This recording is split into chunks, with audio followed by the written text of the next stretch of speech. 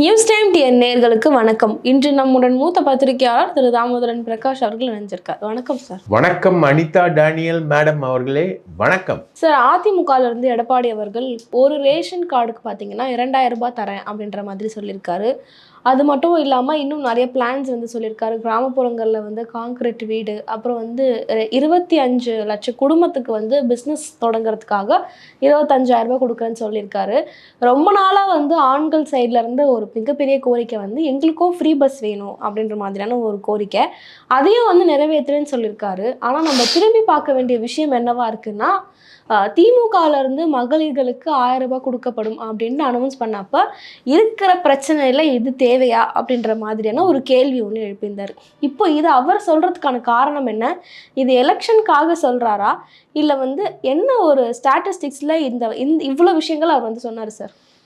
அதாவது எம்ஜிஆர் பேரில் ஒரு திட்டம், அந்த திட்டத்தின் அடிப்படையில் ஒரு ரேஷன் கார்டுக்கு 2000 ரூபாய் அவங்கவுங்க வங்கி கணக்கிலே போட்டுருவார். அது மாதிரி பார்த்திங்கன்னா 1.25 கோடி மக்களுக்கு, பெண்களுக்கு வந்து இந்த 1000 ரூபாய் கொடுக்குற திட்டத்தை எள்ளி நகையாடாத விஷயமே கிடையாது எடப்பாடி. இதெல்லாம் நடக்கிற வேலையாக, நடக்கிற கதையாக, திமுக ஏமாத்துது அப்படி இப்படின்னு சொல்லிகிட்டு இருந்தார். திமுகவும் முதல்ல ரொம்ப திணறிச்சு. நம்ம உதயச்சந்திரன் இருக்கார்ல, இன்றைக்கி ஜல்லிக்கட்டுலலாம் போய் ஜாலியாக சிரிச்சுக்கிட்டு இருக்காரு. நிதித்துறை செயலாளருக்கு ஜல்லிக்கட்டில் என்ன வேலைன்னே தெரியல, ஜாலியாக சிரிச்சுக்கிட்டு இருக்காரு சிஎம் பின்னாடி நின்றுக்கிட்டு. மக்கள் உதய சூரியனுக்கு தான் ஓட்டு போட்டாங்க, உதயச்சந்திரனுக்கு ஓட்டு போடல. இந்த உதயச்சந்திரனும் பிடிஆர் பழனிவேல் தியாகராஜன் அப்படின்ற இந்த அதிமேதாவியும் தான் வந்து அந்த திட்டத்தை வந்து கிட்டத்தட்ட 23 மாதங்கள் வந்து டிலே பண்ணாங்க. அது வந்து திமுகவுடைய தேர்தல் வாக்குறுதி, முதல்ல கொடுத்துருக்கலாம். 23 மாதங்கள் டிலே பண்ணாங்க. அதுக்கப்புறம் அதுக்கு வந்து நிறைய க்ரைட்டீரியா வச்சாங்க. இவங்களுக்கு இல்லை, அவங்களுக்கு இல்லை, சொந்த வீடு இருந்தால் இல்லை, அரசு வேலை இருந்தால் இல்லை, அரசு பென்ஷன் வாங்கினா இல்லை, அது இல்லை, இது இல்லைன்னு சொல்லிட்டு இது பண்ணிட்டு இன்றைக்கி எடப்பாடி வந்து ஒவ்வொரு ரேஷன் கார்டுக்கும் கொடுப்பேன் அப்படின்றார். ரைட்டா? இது ஏகப்பட்ட நிபந்தனைகளோட ஒரு 1.25 கோடி பேருக்கு கொடுக்கக்கூடிய இந்த 1000 ரூபாய் உரிமை தொகை. ரைட்டா? இவர் சொல்கிறது உதவித்தொகை, இவங்க கொடுக்கறது, திமுக அரசு கொடுக்கறது உரிமை தொகை.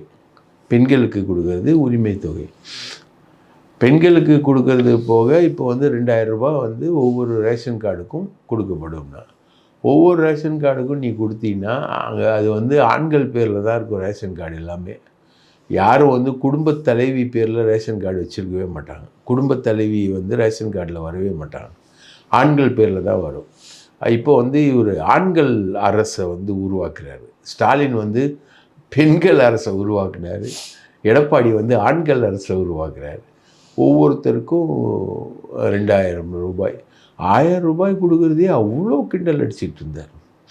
அஃப்கோர்ஸ் பொன்முடி மாதிரி ஆளுங்கள்லாம் விவரங்கட்டத்தனமாக ஓச்சியில் போகிறீங்களான்னு சொன்னானுங்க. அது ஒரே ஒன்று தான் திமுக ஆட்சியில் ஒரு எரர். பாக்கி வந்து அந்த திட்டம் வந்து மிக வெற்றிகரமாக செயல்பட்டு இன்றைக்கி பெண்கள் வாக்குகளை வந்து திமுகவுக்கு வந்து அள்ளி கொண்டு வந்து கொடுக்குது. பெண்களுக்கு பேருந்து இலவசம், அதே மாதிரி 1000 ரூபாய் திட்டம், இதெல்லாம் வந்து பெண்களுக்கு மத்தியில் வந்து ஒரு பெரிய ஆதரவை கொடுத்துருக்கு. 2 வருஷத்தில் வந்து 1000 ரூபாய் வாங்கின பெண்களோட எண்ணிக்கை வந்து மிக மிக மிக அதிகம். ரைட்டா? இப்போ ஆண்களுக்கும் இலவசம்னா அப்புறம் பேருந்துன்னா ஓசிலியா ஓடும்? டீசலுக்கு யார் காசு தருவா? வண்டி மெயின்டெனன்ஸ்க்கு யார் காசு தருவா? வண்டி வாங்கிறதுக்கு யார் காசு தருவா? இப்போ டபுள் டெக்கர் பேருந்து வருது.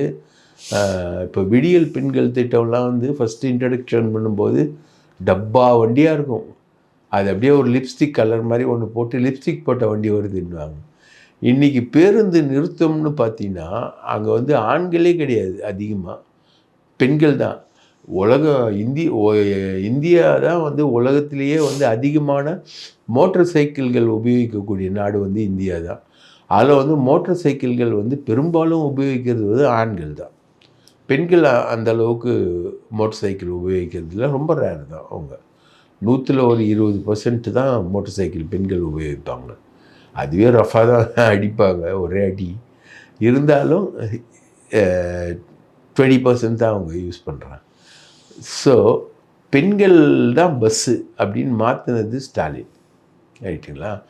எந்த பொண்ணு வேணா ஏறி போயிட்டு வந்துட்டு கடைக்கு போயிட்டு வர்றது, சொந்தக்காரங்க வீட்டுக்கு போயிட்டு வர்றது, ஒரே டைமில் 4 ட்ரிப் அடிக்கிறது, 5 ட்ரிப் அடிக்கிறதெல்லாம் பெண்கள், கிராமத்து பெண்கள் வந்து இலவசமாக பண்ணிக்கிட்டு இருக்கக்கூடிய ஒரு வேலை.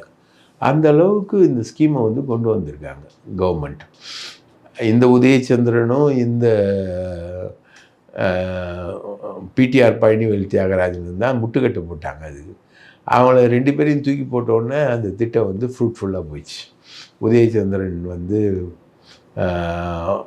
முதன்மை செயலாளராக இருந்தார். அதுக்கப்புறம் நிதித்துறையில் போட்டாங்க அவர் தூக்கி.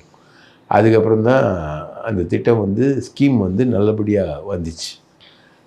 ஸோ இதை வந்து இப்போ எடப்பாடி காப்பி அடிக்கிறார். அப்போது இவர் வந்து தேர்தல் அறிக்கை தயாரிக்க ஒரு குழு அமைச்சிருக்கார். அந்த குழு வந்து ஃபுல்லாக போய் மக்கள்கிட்ட கருத்து கேட்குது, என்னென்ன ஸ்கீம் வந்து கொண்டு வரலான்னு. அப்போது வரக்கூடிய ஃபீட்பேக்கில் வந்து திமுக அரசுக்கு பெரிய ப்ளஸ் பாயிண்ட்டாக இருக்கிறது இந்த பெண்கள் உதவித்தொகை அப்படின்னு ஒரு ஃபீட்பேக் வர உடனே நம்மளும் அதை அனௌன்ஸ் பண்ணுவோன்னு சொல்லிட்டு இவர் வந்து அனௌன்ஸ் பண்ணுறாரு. ஏற்கனவே கொடுத்துக்கிட்டு இருக்கவங்க முக்கியமாக போடுவாங்களா, இதுக்கு மேலே இவர் கொடுக்க போகிறவர் வந்து முக்கியத்துவமாக படுவார். பெண்களுக்கு வந்து மோட்டர் பைக் கொடுப்போம், அது 25,000 ரூபாய் மானியம், கான்கிரீட் வீடு கட்டி கொடுப்போம், தலித் பிரிவினரில் வந்து ஒரு பொண்ணு கல்யாணம் பண்ணி போயிட்டா அந்த பொண்ணுக்கும் ஒரு கான்கிரீட் வீடு கட்டி கொடுப்போம் அப்படின்ற மாதிரி மக்கள் ஜனநாயக அரசை, ஒரு மக்கள் ஜனநாயக புரட்சியை அறிவிச்சிருக்காரு. முதல்ல தமிழ்நாட்டில் தேவை வந்து ஆவணக்கொலை தடுப்பு சட்டம்.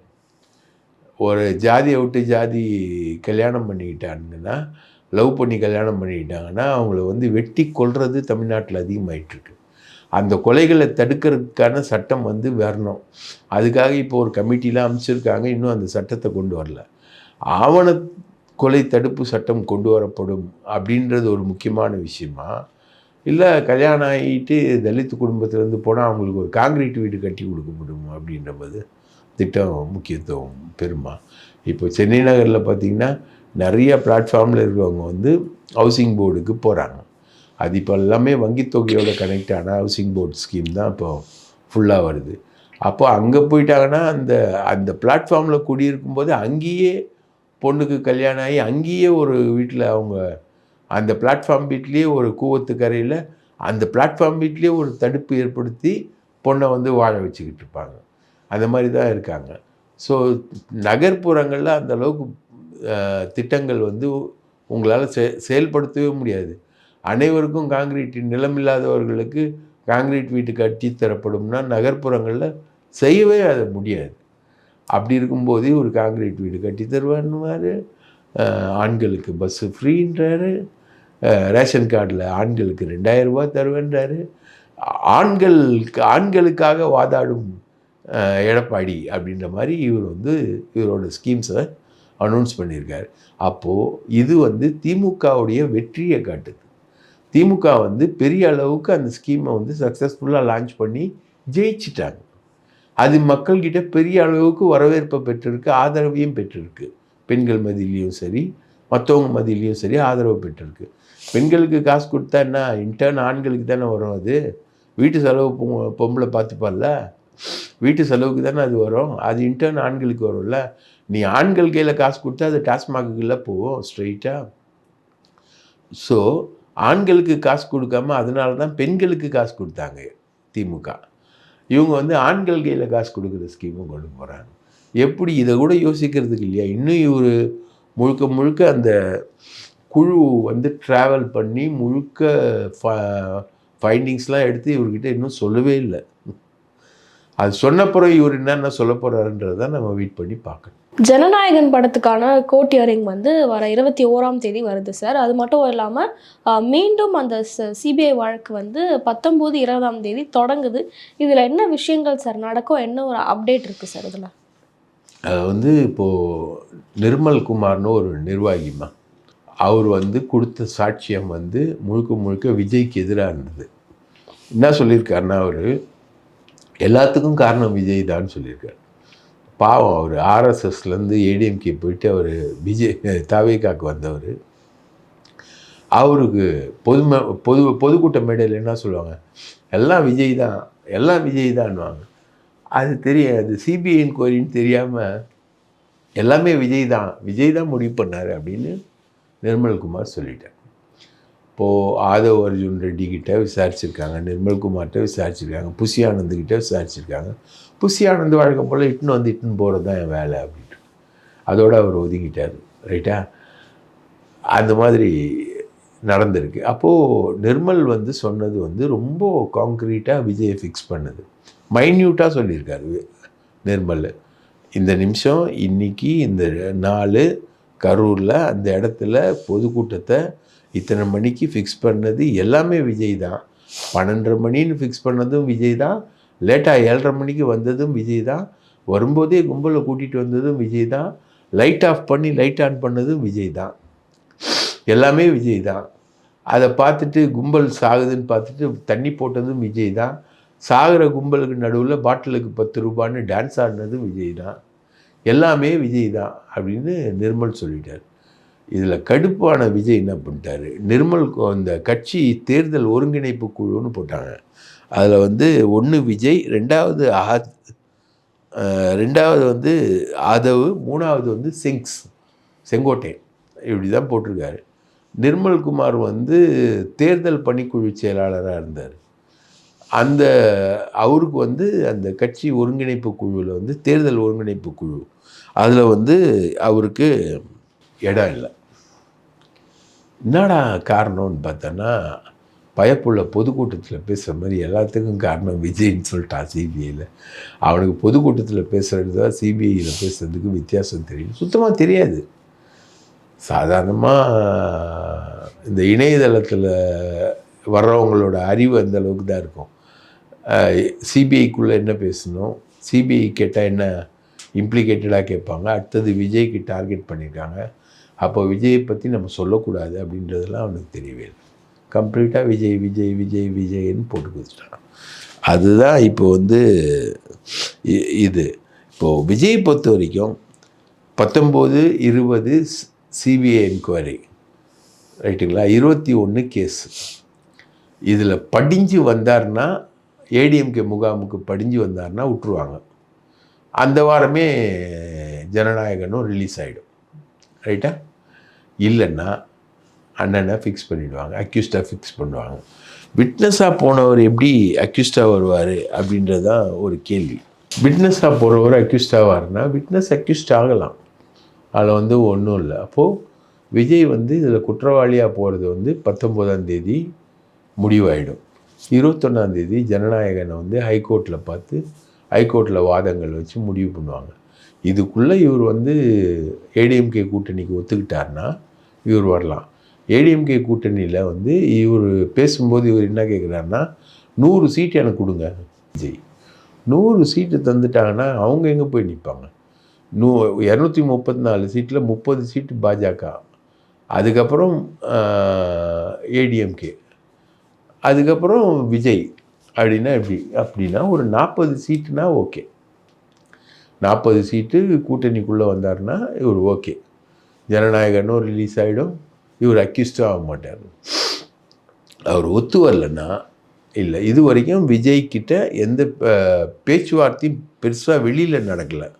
ஆனால் உள்ளுக்குள்ளே பேசுகிறாங்க. பிஜேபி உள்ளுக்குள்ளே பேசுகிறாங்க. பேசும்போது இதுதான், இவர் 100 சீட்டு கேட்குறாரு. ரைட்டுங்களா? அதுக்கப்புறம் முதல்வர் யாருன்றதை அறிவிக்கக்கூடாதுன்னு சொல்கிறாரு. முதல்வர் யாருன்றதை அறிவிக்காமல் எப்படி ஏடிஎம்கே வரும்? எடப்பாடி தான் முதல்வர்னு தானே ஏடிஎம்கே வந்துக்கிட்டு இருக்கு. பிஜேபியும் அதை நம்பி தானே வந்துக்கிட்டு இருக்கு. முதல்வர் யாரும் அறிவிக்காமல் இவங்க எப்படி வருவாங்க? ஸோ இதெல்லாம் ஹர்டல். அப்போது விஜய்க்கு இன்னும் பிரச்சனை தீரல, விஜய் நல்லா மாட்டின்னு விட்டார் அப்படின்றது தான் நமக்கு கிடைக்கக்கூடிய தகவல்களாக இருக்குது. சார், இப்போ பார்த்தீங்கன்னா ஏறக்குறைய பாமக அதிமுகவோட கூட்டணி சேர்ந்துரும் அப்படின்ற ஒரு நிலையில தான் இருக்குது. ஆனால் தேமுதிக எந்த ஒரு ஸ்டாண்டர்டுமே இன்னுமே எடுக்காமல் இருக்காங்களே சார். எலெக்ஷனுக்கு இன்னும் நாட்கள் தான் இருக்குது, நாட்கள் தான் மிஞ்சிருக்கு. அதாவது தேமுதிக என்ன நினைக்குதுன்னா, டிஎம்கேனா 8 சீட்டு ப்ளஸ் ஒரு ராஜ்யசபா, ஏடிஎம்கேனா 18 சீட்டு ப்ளஸ் 1 ராஜ்யசபா. இல்லாமல் 2 பேர்கிட்டையும் தேர்தலுக்கான பணம், செலவுக்கான பணம் வந்து மஸ்ட். ராஜ்யசபா சீட்டு மஸ்ட். மற்றபடி தொகுதிகள் வந்து அட்ஜஸ்ட் பண்ணலாம் அப்படின்ற மாதிரி தான் இருக்குது. ஏடிஎம்கே கூட்டணியில் இப்போ பாமகவில் அன்புமணியை மட்டும்தான் ஃபைனலைஸ் பண்ணியிருக்காங்க. இன்னும் டாக்டரை ஃபைனலைஸ் பண்ணவே இல்லை. டாக்டர் ராமதாஸ் வந்து அவர் திமுக சைடு பேசிக்கிட்டு இருக்காரு. நல்ல ரீதியிலான ரிலேஷன்ஷிப்பை டெவலப் பண்ணிக்கிட்டு இருக்காரு அவர். ஸோ அவர் திமுக முகாமுக்கு வருவதற்கான பாசிபிலிட்டி அதிகம். இப்போ காங்கிரஸும் இப்போ வெளியில் போகுதுன்ற ஒரு கண்டிஷனில் அவங்களுக்கு ஒன்றுமே பிரச்சனை இல்லை. டாக்டர் ராமதாஸை இன்டேக் பண்ணிவிட்டு கொண்டு வந்துடுவாங்கன்னு வச்சுக்கோங்களேன். சவுத்தில் தான் ப்ராப்ளம் இருக்குது. சவுத்தில் ஃபேஸ் பண்ணிப்பாங்க அவங்க காங்கிரஸை. சவுத்தில்னா கன்னியாகுமரி மட்டும்தான், வேறு எங்கேயுமே இருக்காது. கொஞ்சம் திருநெல்வேலி அந்த பெல்ட்டில் வரும், அவ்வளோதான். பாக்கி எங்கேயுமே காங்கிரஸ் வந்து ஒரு பெரிய அளவுக்கான ஃபோர்ஸ் கிடையாது. ஸோ அதை ஃபேஸ் பண்ணியிருப்பாங்க. ராமதாஸ் வந்து இங்கே வந்துடுவார். பிஎம்கே வந்து ஆஃப் டிவைடடாக இருக்குது. டிடிவி தினகரன் கிட்ட 10 தொகுதி பேசிட்டாங்க, அது உள்ளே வந்துடுவாங்க. ஓபிஎஸ்க்கு 3 தொகுதி தான் சொல்கிறாங்க ஏடிஎம்கேலேருந்து. 3 தொகுதி தான். அதை ஏற்றுக்கிட்டு நீ வா, கூட்டணிக்கு வா அப்படின்ற மாதிரி பண்ணுறாங்க. சசிகலாவுக்கு 2 தொகுதி தான். சசிகலா உங்களுக்கு நல்லா தெரியும் எப்படிப்பட்ட ஆளாக இருந்தாங்க. அவங்க தான் அதிமுகன்னு இருந்தாங்க. அவங்க டிசைட் பண்ணால் எல்லாமே இதுவாகும் அப்படின்றாங்க. கடைசி கட்டமாக அவங்க எடப்பாடி பையன்கிட்ட கூட சந்தித்து பேசினாங்க, அந்த வேலையெல்லாம் கூட பண்ணாங்க. ஆனால் கூட இன்றைக்கி வந்து சசிகலா வந்து செல்லா காசு. சசிகலாவை கூப்பிட்டே சொல்லிட்டாங்க, அடுத்தது நீ ஏதாவது பண்ணினா உன்னை வந்து கர்நாடகாவில் ஒரு கேஸில் உள்ள தள்ளிடுவோம் நாங்கள் அப்படின்ற மாதிரி பிஜேபி வர்ச்சுவலாகவே மிரட்டியிருக்காங்க அவங்கள. ஸோ சசிகலான்ற ஒரு மாபெரும் ஃபிகர் வந்து காணாமல் போனது தான் இந்த தேர்தலோட வரலாறுக்கு. சசிகலாவுக்கு என்ன குணம் இருக்குன்னா, அந்த மாதிரி நின்று ஜெயிக்கிறாங்களோ இல்லையோ ஒரு 50 தொகுதியை தோக்கடிப்பாங்க. ஆட்களை வச்சு வேலை செஞ்சு தோக்கடிப்பாங்க. அது அந்த முக்குளத்தூர் பெல்ட்டை வச்சு தான் அவங்க பண்ணுவாங்க. இப்போ அந்த முக்குளத்தூர் பெல்ட்டெல்லாம் டிடிவி வச்சு அட்ஜஸ்ட் பண்ணி இவர் வராரு. டிடிவிக்கு 10 தொகுதி கொடுத்து எடப்பாடி வராரு. பிஜேபியும் டிடிவியும் அட்ஜஸ்ட் பண்ணியாச்சு. இப்போ ஓபிஎஸ்ஸு சசிகலா பெரிய சிக்கல் அது.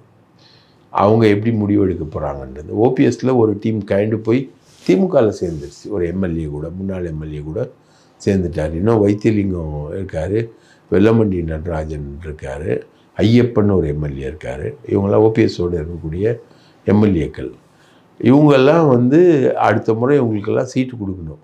அப்போனா ஒரு 3 தொகுதி 4 தொகுதி கொடுத்தா தான், இல்லை குறைந்தபட்சம் ஒரு 10 தொகுதி கொடுத்தா தான் அவங்கள எல்லாரையும் ஓபிஎஸ் அகாமடேட் பண்ண முடியும். ஆனால் எடப்பாடி வந்து 3 தொகுதி இல்லை 4 தொகுதியில் தான் இருக்கார். இருந்தால் வேணா வா அப்படின்ற மாதிரி சொல்லியிருக்காரு.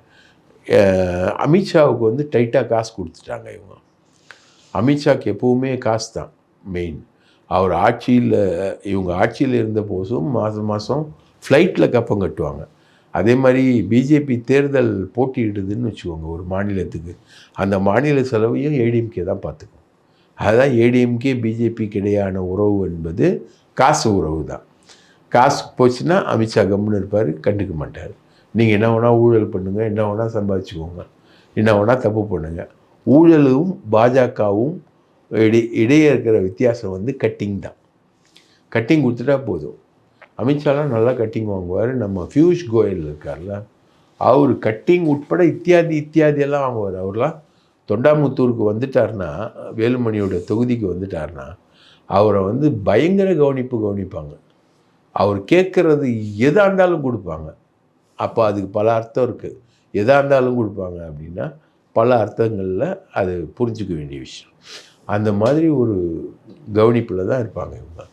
ஸோ கட்டிங் கொடுத்தாச்சு. அவங்க என்ன சொல்லிட்டாங்க, எடப்பாடிக்கிட்ட நீ பார்த்துக்கோ கூட்டணியை அப்படின்ட்டாங்க. கூட்டணியை இவர் பார்த்துக்கிறேன் அப்படின்ற லெவலில் இவர் பிளான் பண்ணும்போது இவர் அவசரமாக அன்புமணியை கூப்பிட்டு, வாப்பா நம்ம கூட்டணி அமைச்சிக்கலாம் அப்படின்னு சொல்லிட்டு அன்புமணியோட கூட்டணி அவசர கதியில் வச்சுட்டாங்க. ராமதாஸை கண்டுக்கலை. இப்போ ராமதாஸ் என்ன பண்ண போகிறாருன்றது தான் கிளைமேக்ஸ். தேமுதிக என்ன பண்ண போகுதுன்னு கிளைமேக்ஸ். ஓபிஎஸ் என்ன பண்ண போகிறாரு, சசிகலா என்ன பண்ண போகுது கிளைமேக்ஸ். சசிகலாவுக்கு ஒன்றுமே வாய்ப்பு இல்லை. அதனால் சசிகலாவை அப்படியே தான் விட்டுருவாங்க. ஆனால் ராமதாஸும் ஓபிஎஸும் என்ன பண்ண போகிறாங்க அப்படின்றது இன்னும் ஏடிஎம்கே செட் ஆகலை. ஏடிஎம்கே வந்து அந்த வின்னிங் ஈக்குவேஷனில் வரவே இல்லை. டிஎம்கே இன்டாக்டாக இருக்குது, ரைட்டா? அதெல்லாம் போயிட்டுருக்கு. ஆனால் ஏடிஎம்கே இன்னும் செட் ஆகலை. டிஎம்கே பார்த்தீங்கன்னா ஆல்மோஸ்ட் எலெக்ஷனுக்கு ரெடி அந்த மாதிரியான ஒரு சூழ்நிலையில் தான் சார் இருக்காங்க. இப்போ வந்து தொகுதிகளுக்கு படமாற்றம் வந்து நடந்துருச்சு, பூத் கமிட்டிகளும் வந்து ரெடி ஆயிடுச்சு. இன்னும் திமுகவில் என்னென்ன ரெடி பண்ணிட்டு இருக்காங்க? திமுகவோட எலெக்ஷன் சந்திப்பு எந்த அளவுக்கு சார் இருக்கும்? திமுக வெல் ப்ரிப்பேர்டாக இருக்காங்க. அவங்க வந்து ஆல்மோஸ்ட் அட்வான்ஸ் ஸ்டேஜில் தான் போகிறாங்க. அதுக்கு வந்து பெண் அமைப்பு சப்ரிஜர், அந்த பெண் அமைப்பு வந்து ரொம்ப கரெக்டாக அவங்களுக்கு ஃபீட் பண்ணிகிட்ருக்காங்க. அதை வச்சு அவங்க மேலே போயிட்டே இருக்காங்க. இவங்க தான் பிரணாயாம் அப்படின்னு ஒரு அமைப்பை வச்சுக்கிட்டு இவங்க டான்ஸ் ஆடிக்கிட்டு இருக்காங்க. அந்த அமைப்பு சொல்கிறது, இப்போ அந்த அமைப்பு சொன்னது தான் இப்போ எடப்பாடி சொன்ன வாக்குறுதிகள்லாம் அப்படின்னு சொல்கிறாங்க. இவங்க தான் தாவேக்கா வந்து இவங்க கூட்டணிக்குள்ளே வந்தால் தான் ஏடிஎம்கேயில் போட்டி போடுறதுக்கே ஆள் வருவோம். அந்தளவுக்கு தான் ஏடிஎம்கேயில் இருக்குது. இப்போவுமே ஏடிஎம்கே உத்தேச பட்டியல் அது இதுன்னு சொல்லி வெளியிட்டுக்கிட்டு இருக்காங்க. அதெல்லாம் ஒன்றும் இல்லை, ரைட்டுங்களா? அதில் ஒரு சில அறிவிப்புகள் வந்து கரெக்டாக வரும் அப்படின்ற மாதிரி சொல்கிறாங்க. உதாரணத்துக்கு உடுமலைப்பேட்ட மாதிரி இடங்களில் ரவி குழந்தைவேலுன்னு ஒரு வேட்பாளர், அவர் வந்து வெல் நரிஷ்டு வேட்பாளர், அவர் வந்து உடுமலைப்பேட்டில் கொடுக்குறாங்க அப்படின்ற மாதிரி தகவல்கள் தான் வந்துக்கிட்டு இருக்கு. இதெல்லாம் தான் கரெக்டான விஷயம், ரைட்டுங்களா? தங்கமணியோட தொகுதி, வேலுமணியோட தொகுதி, சிவி சண்முகத்துக்கு மயிலம் தொகுதி, ரைட்டுங்க, ஜெயக்குமாருக்கு ராயபுரம் தொகுதி, இப்படி வளர்மதி அக்கா வந்து ஆலந்தூர்லேயே போட்டி போடணும். அது ஆர்கே நகருக்கும் அது பணம் கட்டியிருக்கு வளர்மதி அக்கா. அது எங்கே போட்டி போடுறதுன்னு தெரியல. அந்த மாதிரி ஒரே குழப்பமாக இருக்குது. தாவேக்கா வந்தால் தான் வந்து அதிமுகவில் வந்து ஒரு உற்சாகம் வரும், அதிமுகவில் ஒரு போட்டியிடக்கூடிய ஆர்வமே வரும். அந்த அளவில் தான் அதிமுக இன்றைக்கி வரைக்கும் இருக்குது. கூட்டணியும் இன்றைக்கி வரைக்கும் சரியே இல்லை. இவர் இந்த எலெக்ஷன் அறிவிப்பெல்லாம் இவர் வெளியிட்டிருக்காரு. இதெல்லாம் வந்து பம்மாத்து அப்படின்றது தான் மக்களுடைய கணக்கு. கரூரில் நடந்த சம்பவத்துக்காக திருச்சியை சேர்ந்த ஐஜி ஜோஷி நிர்மல்குமார் அவர்களை வந்து கூப்பிட்டு சிபிஐ விசாரணை பண்ண போகிறாங்க. இவர் ஆல்ரெடி நிறைய ட்ரக்ஸ் கேசஸில் வந்து சிபிஐ அவர்கள் தொடர்ந்து விசாரணை பண்ணிட்டு வந்துட்டு இருக்காங்கன்னு ஒரு தகவல் வருதே சார். இவர் வந்து தொடர்ந்து சிபிஐ விசாரணைக்கு போகிறதுக்கான காரணம் என்ன? இவருக்கும் சிபிஐக்கும் ரொம்ப பொருத்தமா. நம்பர் 1 பயந்தாங்கொல்லி இருந்தால் இவன் வந்து ஜாயிண்ட் கமிஷனர் நார்த் சென்னையாக இருக்கும்போது தான் குட்கா கேஸ் வந்தது. குட்கா கேஸில் விஜயபாஸ்கர், நம்ம George, all along George, king George, இன்னைக்கு டேவிட்சன் தேவாசீர்வாதெல்லாம் நினச்சிக்கிட்டு இருக்காங்க கிங் ஜார்ஜ்னு. கிங் ஜார்ஜே வந்து சிபிஐக்குள்ளே போயிட்டு வந்தார். அதே மாதிரி சிபிஐ கேஸுக்குள்ளே டேவிட்சன் தேவாசீர்வாதமும் போயிருக்காரு. காரணம் இந்த ஜோஷி நிர்மல்குமார். இவர் குட்கா கேஸில் மாட்டினவர். அதுக்கப்புறம் இப்போ வந்து இந்த கேஸ்லேயும் நீ சொன்ன மாதிரி இந்த கேஸ்லேயும் மாட்டினார். இவங்க மேலே நிர்வாக ரீதியான நடவடிக்கை எடுக்கணும்னு தமிழக அரசு பரிந்துரைச்சது. இவர் மேலேயும் தினகரன் ஒரு நல்லவர், அவர் மேலேயும் வந்து நிர்வாக ரீதியான நடவடிக்கை எடுக்காமல் இந்த அப்போ இருந்த டிஜிபி வந்து அதை டிஃபர் பண்ணி கொண்டு போகிறாருன்னு வச்சுக்கோங்களேன். அங்கே வந்து திருச்சியில் வந்து டிஐஜி போஸ்டிங் வேக்கெண்ட். வருண்னு ஒரு நல்ல ஆஃபீஸர் அங்கே இருந்தார். அவரை வந்து ட்ரான்ஸ்ஃபர் பண்ணி சிபிசிஐடிக்கு மாற்றி ராமஜெயம் கொலை வழக்கை வந்து கண்டுபிடிக்கணுன்னு அசைன்மெண்ட் கொடுத்தாங்க. அதில் அவர் ப்ரொசீட் ஆகிட்டு இருக்காருன்னு வச்சுக்கோங்க.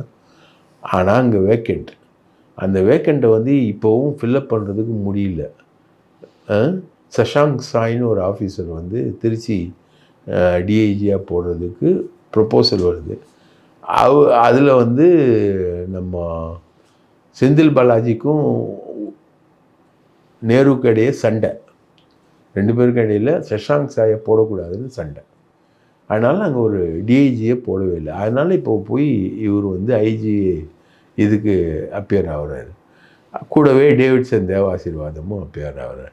இப்போ டிஎஸ்பி லிஸ்ட்டு வந்திருக்கு. லிஸ்ட்டு முழுக்க மகேஷ்வர் தயால்னு ஏடிஜிபி லா அண்ட் ஆர்டர் தான் போடணும். ஆனால் போட்ட லிஸ்ட்டு முழுக்க போட்டது யாருன்னா டேவிட்சன் தேவாசீர்வாதம். அடுத்தது வந்து எஸ்பி டு டிஐஜி அடுத்தது ஒரு லிஸ்ட்டு வரப்போகுது. அந்த லிஸ்ட்டையும் போட போகிறது வந்து இவர் தான். இப்போ வந்து இன்னும் கொஞ்ச நாளில் வந்து அவர் வந்து லஞ்ச ஒழிப்புத்துறை இயக்குனராக ஒரு பதவியில் போகிறாரு, டேவிட்சன் தேவாசீர்வாதம்.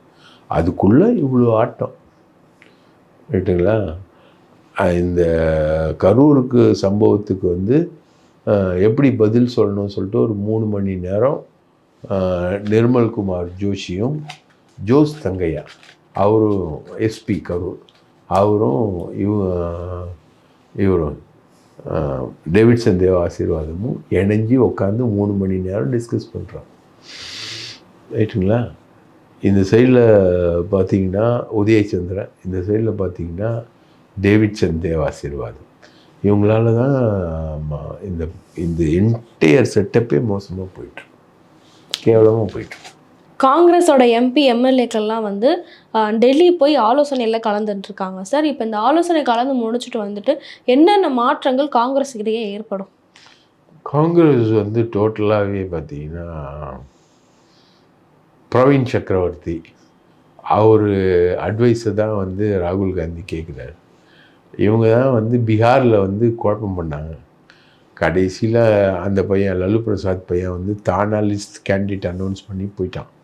அதுக்கப்புறம் இவங்க போய் சேர்ந்தாங்க. கடைசி வரைக்கும் கேண்டிடேட் போடுறதில்ல, இது கேட்குறதில்ல, வைக்கிறதில்ல, எல்லாத்துலேயும் வந்து பிரச்சனை. இத்தனைக்கும் அங்கே வந்து கூட்டணி ஆட்சி தான், ஆட்சியில் பங்கு, அதிகாரத்தில் பங்கு தான்.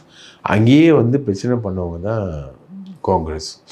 இந்த காங்கிரஸில் இந்த ராகுல் காந்தி வந்தப்புறம் எவன் அட்வைஸ் கொடுக்குறானோ ஸ்ட்ராட்டஜிஸ்ட்டு அந்த அட்வைஸ் எல்லாம் கேட்குறாப்புல, கேட்டுக்கிட்டு இங்கே வந்து பிரச்சனை பண்ணுறாப்புல. இங்கே தமிழ்நாட்டில் வந்து திமுக கூட்டணியில் இருக்கக்கூடிய மிகப்பெரிய தலைவலி எதுனா காங்கிரஸ் தான். எப்போ என்ன முடிவு எடுக்க போகிறாங்க இவங்க அப்படின்றது வந்து தெரியவே இல்லை ரைட்டுங்களா. இன்னும் தாவேக்காவோட இவங்க பேசுகிறாங்க, தாவேக்காவோட லிங்கில் இருக்காங்க, தாவேக்காவோட கூட்டணிக்கு போகணுன்னு குரல் வருது. அது மாணிக்கம் தாக்கூராக இருந்தாலும் சரி, பிரவீன் சக்கரவர்த்தியாக இருந்தாலும் சரி, அந்த குரல்கள் வந்து பெரிய அளவுக்கு வருது. இது எல்லாத்தையும் ஸ்டாலின் வந்து ராகுல் காந்தியை தாண்டி சோனியா காந்தின்னு ஒரு செக் வச்சுருக்காரு ஸ்டாலின். அது மூலமாக தான் சமாளிக்கிறார் அவர். சோனியா காந்தின்றது ஒரு பெரிய செக்கு இவங்களுக்கு. அந்த அம்மா உயிரோடு இருக்குது. சப்போஸ் அந்த அம்மாவுக்கு எதனா ஒன்று ஆச்சுன்னா என்ன ஆகுதுன்னு தெரியல. அந்த அம்மா உயிரோடு வச்சு இருக்கிறதுனால இப்போது சோனியா காந்திக்கிட்ட சொல்லி தான் இவங்க பண்ணுற இந்த செக்கெல்லாம் பண்ணுறாங்க. ஆனால் காங்கிரஸ் வந்து பல இடங்களில் உறுப்பு இல்லை. டெல்லியில் ஆம் ஆத்மியோட பிரச்சனை, ஃபெயிலியரு, தோல்வி, பீகாரில் தோல்வி, மகாராஷ்டிராவில் தோல்வி, ஒடிசாவில் தோல்வி, எல்லா இடத்துலையும் தோல்விகள், ஹரியானாவில் தோல்வி. இந்த மாதிரி கேவலமாக இந்த ஸ்ட்ராட்டஜிஸ்ட்டுகளை மட்டும் வச்சுக்கிட்டு ராகுல் காந்தி என்ன நினைக்கிறாருன்னா, அந்த ஸ்ட்ராட்டஜிஸ்ட்டுகள் சொல்கிறது கரெக்டு அப்படின்ற மாதிரி நினச்சிக்கிட்டு அவரோட மூமெண்ட் போகுது. இப்போ வந்துட்டு நேராக வந்து ஜனநாயகனுக்காக ஒரு குரல்லாம் கொடுத்துட்டு போனார். அவன் மயிலில் கூட மதிக்கல விஜய். நீ குரல் கொடுத்தான்னா குரல் கொடுக்கலன்னா, அவன் குரல் கொடுக்கல. அவன் வந்து ஜனநாயகனை வந்து இந்த அளவுக்கு காயப்படுத்துகிறாங்கன்றதுனால பிஜேபியை எதிர்த்து அவர் குரல் கொடுக்கல. என்ன கண்டிஷன்ஸில் அவங்க வரானுங்கன்னா, ஏடிஎம்கேயோட மட்டும் கூட்டணி, பிஜேபியோட கூட்டணி இல்லை அப்படின்ற மாதிரி ஒரு இதை வந்து இப்போது இந்த நரேட்டிவ் செட் பண்ணுறானுங்கள்ல, அவனுங்கெல்லாம் வந்து டிவிக்கள்லாம் பேசிக்கிட்டு இருக்கானுங்க. அது எப்படிடா ஏடிஎம்கேயோட மட்டும் கூட்டணி, பிஜேபியோட கூட்டணி இல்லாமல் ஒரு அலையன்ஸ் எப்படிடா கொண்டு வர முடியும் அப்படின்றதுக்கான விஷயமே இல்லை. அந்த மாதிரி ஒரு கூட்டணி தமிழ்நாட்டில் அமைஞ்சதே கிடையாது. இப்படிலாம் பண்ணிக்கிட்டு இருக்கானுங்க. பயங்கர கூத்து, லந்து, ஒன்றுமே இல்லாத கட்சி. ஆனால் அடிக்கிற லந்தையும் கூத்தையும் பார்த்தா பயங்கரமாக இருக்குது. மக்கள் பிரச்சனை எதுக்குமே குரல் கொடுத்தது கிடையாது. இவங்களுக்கு ஆட்சியில் பங்கு வேணுமா, அதிகாரத்தில் பங்கு வேணுமா, உள்ளாட்சி அமைப்புகளில் பங்கு வேணுமா, அது வேணுமா, இது வேணுமா, ஏகப்பட்ட லந்து டிமாண்டு எல்லாமே. ஒரு நல்லா இருக்கிற வீட்டில் ஒரு சித்தப்பனோ மாமனோ ஒருத்தர் உட்காந்துருப்பான், வேலைக்கே போக மாட்டான், வேலை இல்லாத ஆள். ஆனால் அவன் வந்து அந்த கல்யாண ஏற்பாடுகளில் அவன் பண்ணுற லந்து தாங்க முடியாது இல்லையா. அந்த மாதிரி ஒரு கிழட்டு லந்த, ஒரு கிரிஞ்சு லந்த வந்து இவனுங்கெல்லாம் க்ரியேட் பண்ணிட்டுருக்கான். அதுக்கு ராகுல் காந்தியும் ஒத்துழைச்சி போகிறாரு. இவங்க இப்போ ஆலோசனை கூட்டி பேச போகிறாங்க. பேசுகிறதுல என்ன வரப்போகுதுன்றது தெரில. ஒரு திருச்சி வேலுச்சாமின்னு ஒருத்தர் இருக்கான். அவன் வந்து துக்ளக் விழாவில் போயிட்டு பிஜேபி விழாவில் போயிட்டு பேசுகிறான். தாவேக்காவோடு தான் நாங்கள் கூட்டணி அமைக்கிறவங்க தான் ஆட்சியில் இருப்பாங்க, இல்லாதவங்க வந்து எதிர்கட்சியில் இருப்பாங்கன்னு பேசுகிறான். இப்போ இவன் மேலெல்லாம் என்ன நடவடிக்கை எடுக்கப்படுது? இவன் மேலே என்ன இது பண்ணுது கேட்டால், we are a party with a lot of dreams. Girish சுடங்கர் சொல்கிறேன், லாட் ஆஃப் ட்ரீம்ஸ் கரெக்டு.